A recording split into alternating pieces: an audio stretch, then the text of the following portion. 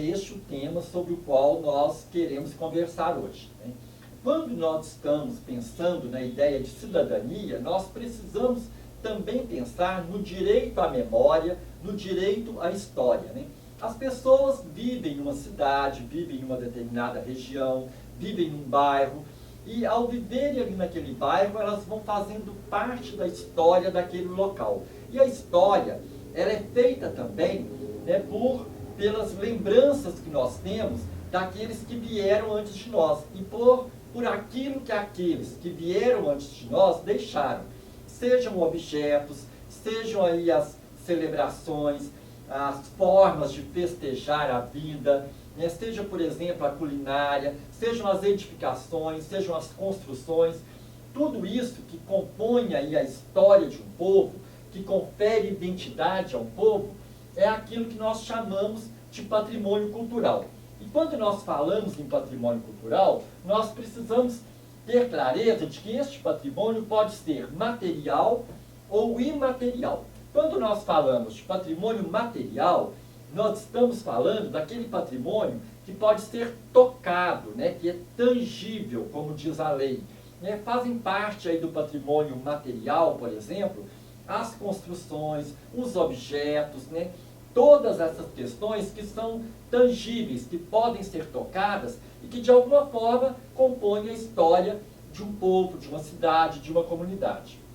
E o patrimônio imaterial é aquele que é composto por coisas que não podem ser tocadas, que não podem ser pegadas, que é, por exemplo, o jeito de fazer as coisas, que é um jeito de dançar, um jeito de falar, né? Que é um jeito de cantar, que é um jeito de celebrar, né? Que é um saber, que é um local que é referência como memória cultural e local de referência cultural.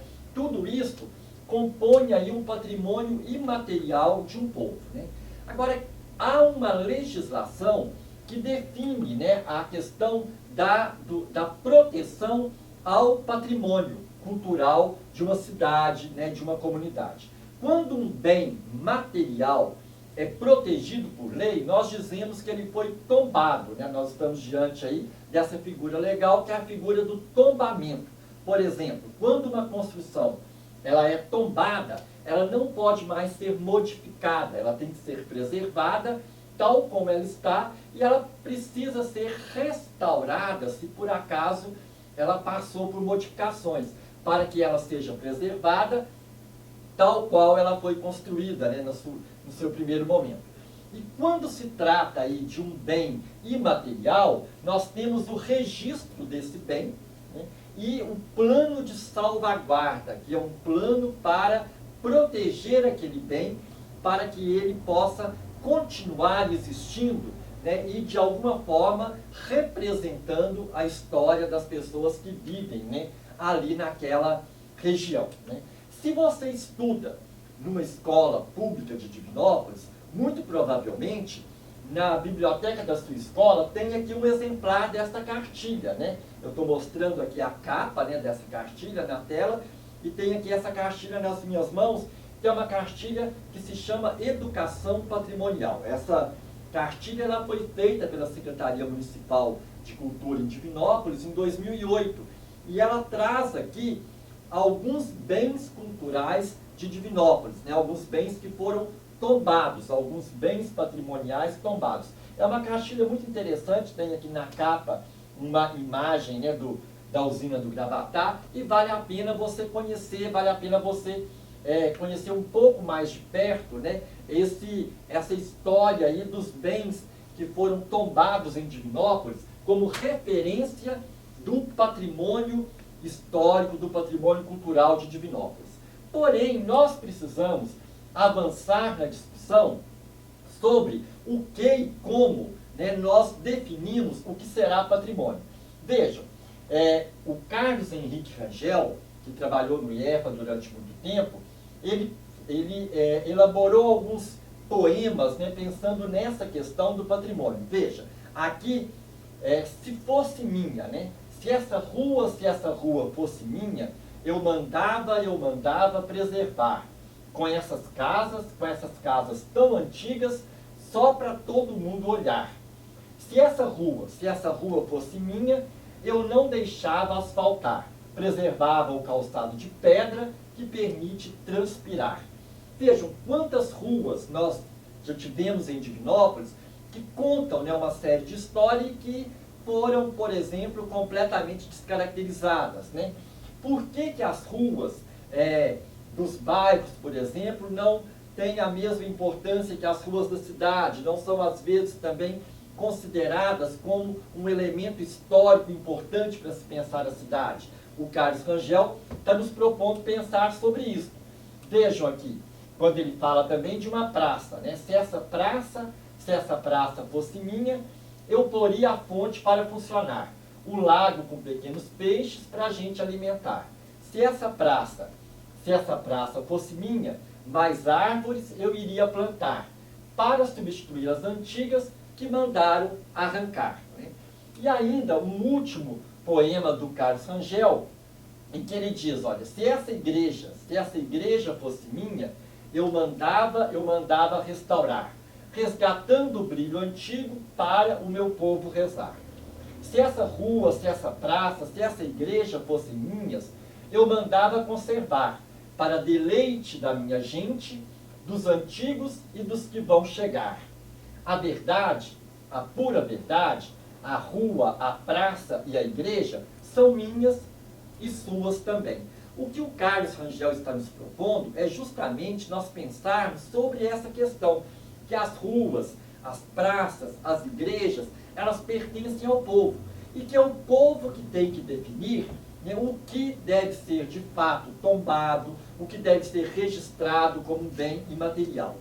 Mas para que nós possamos pensar sobre isso, nós precisamos conhecer a cidade, o local em que nós vivemos. E por isso eu quero mostrar aqui algumas imagens de alguns locais em Divinópolis, que talvez você não conheça ou nunca tenha prestado atenção.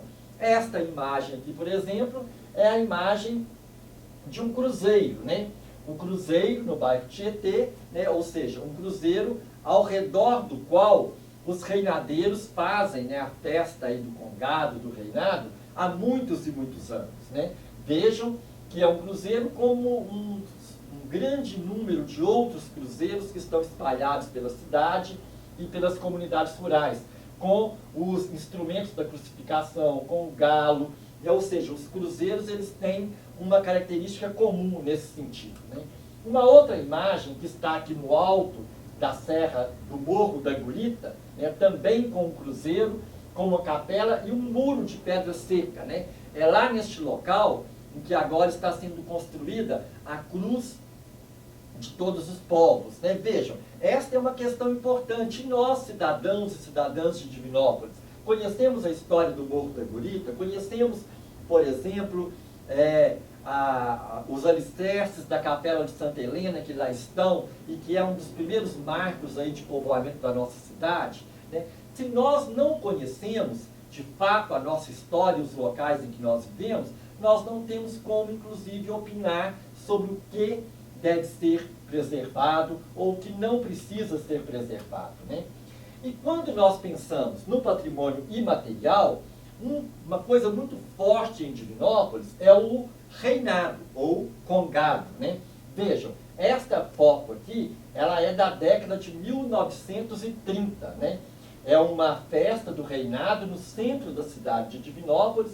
Essa foto é do acervo do Enredes, e ela foi feita pelo Alim Souki, que é um libanês que viveu em Divinópolis entre as décadas de 20 e 1940, né? Então nós temos aqui a festa do reinado na década de 30 em Divinópolis. Veja que há um grande número, né, de reinadeiros, de congadeiros, né, que estão aqui festejando, né, o reinado nesta foto que a gente pode verificar. Nós não temos a data precisa dela, mas é a década de 30.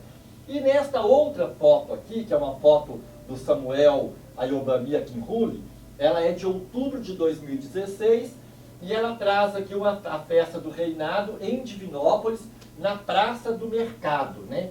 É aqui uma guarda de Moçambique, né, na Praça do Mercado, também festejando o reinado. Veja, quando nós vemos, né, o reinado lá em 1930, vemos o reinado aqui em 2016, hoje em 2020 nós sabemos que ele continua presente na nossa história, a gente percebe que este é um bem cultural, né, que é importante para a história de Divinópolis, que é importante para muitos homens e mulheres em Divinópolis. E é um patrimônio imaterial, né, porque o patrimônio não é a roupa, não é o tambor, não é a gunga que o moçambiqueno usa, né, no seu calcanhar. Né? O patrimônio é o jeito de dançar, é o jeito de cantar. Nós precisamos conhecer a cidade em que nós vivemos, até para que nós possamos discutir, né, a importância aí dos bens culturais que neles estão presentes e que, porventura, vão aí ser objeto aí da política, né, de preservação patrimonial. É por isso que eu quero mostrar para vocês aqui uma série de fotografias, né, que foram feitas justamente no momento mesmo aí de aula de história, né? Aqui na Praça Candidez, né, o relógio do sol, que muito provavelmente você que já passou pela Praça Candidez já percebeu e que chama a atenção de muitas pessoas, né, que marca as horas aí a partir da luz do sol. E ao fundo nós temos o pavilhão Davi Guerra, né, que é um objeto que tem uma importância aí na história de Divinópolis e na história de como Divinópolis se formou, né.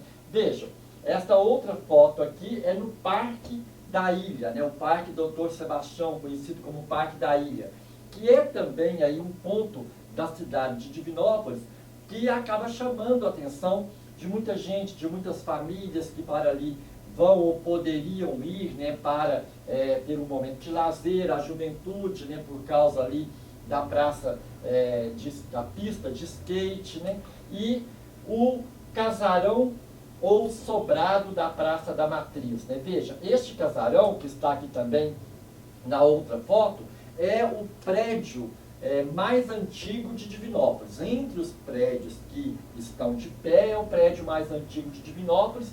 Ele foi construído entre 1830 e 1840, né? E ele tem uma longa história, e ele já foi, por exemplo, a residência do capitão que o mandou construir, ele já foi sala de cinema, nele já funcionou a Câmara Municipal, conventos, escolas, uma série de outras coisas, e há alguns anos ele abrigou o Museu Histórico de Divinópolis. Atualmente ele está fechado, ele está escorado, né, e correndo o risco, inclusive, de desabar. Né? Veja, esta aqui é a nossa primeira usina hidrelétrica, a usina da Cachoeira Grande, que foi construída entre 1911 e 1914. Né? Foi a primeira usina hidrelétrica, ela fica ali também na Praça Candidez, né, próximo ali à ponte Padre Libério, que liga o bairro Niterói ao centro da cidade, e ela foi construída para gerar energia elétrica para a rede ferroviária, né, federal, ou para as oficinas da rede, que na época ainda não era uma rede ferroviária federal. O casarão da Praça da Matriz e a usina hidrelétrica da Cachoeira Grande são bens tombados pela lei. Né? Agora, o fato de ser bens tombados garante, né, que eles precisam ter a proteção legal, mas se os cidadãos e cidadãs não conhecem de fato esses bens, eles não vão, de fato, contribuir também para a preservação deles, porque não vão compreender, né, a importância dessa preservação.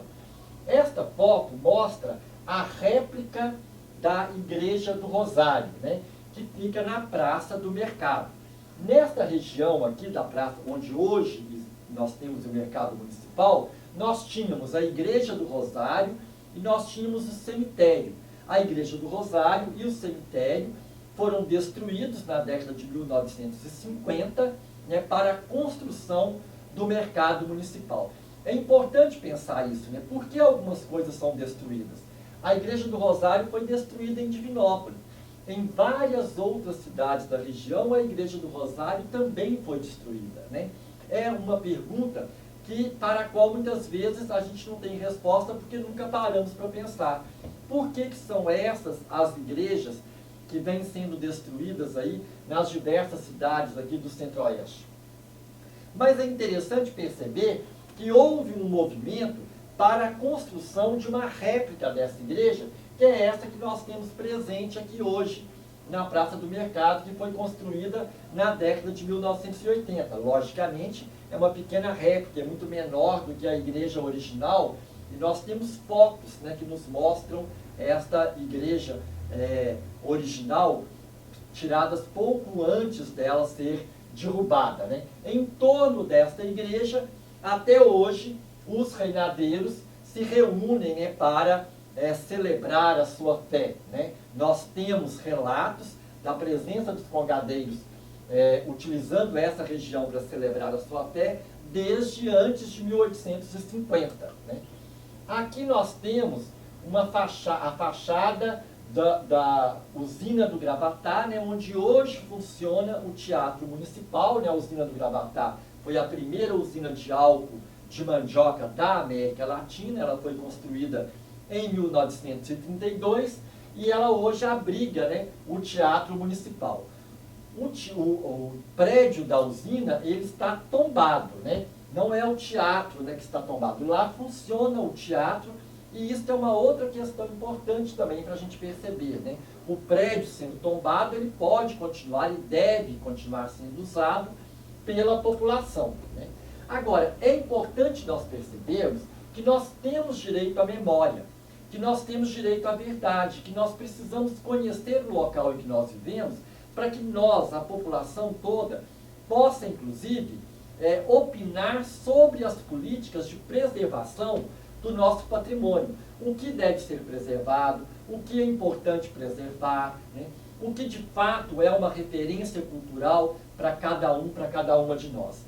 E é por isso que eu quero convidar cada uma de vocês a pensar sobre isso, né? No seu bairro, na sua rua, no local em que você mora, quais são as histórias?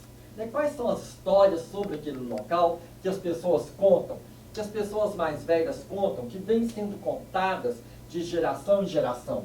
O que você considera importante que seja preservado neste local em que você vive, né, para que as gerações futuras conheçam, né? Eu quero te convidar a pensar sobre isso e a contar para nós o que há na rua em que você mora, no bairro em que você mora, na comunidade rural em que você mora, que você acredita que deve ser preservado, né, seja algo material, seja algo imaterial, mas que é importante que ele seja preservado para que as futuras gerações possam conhecer. Pensa um pouco sobre isso e envie a resposta para a gente através deste e-mail, atividadesremotas496@gmail.com. Veja, vou repetir, atividadesremotas496@gmail.com. Nós ficamos aguardando, né, a sua resposta, a sua contribuição.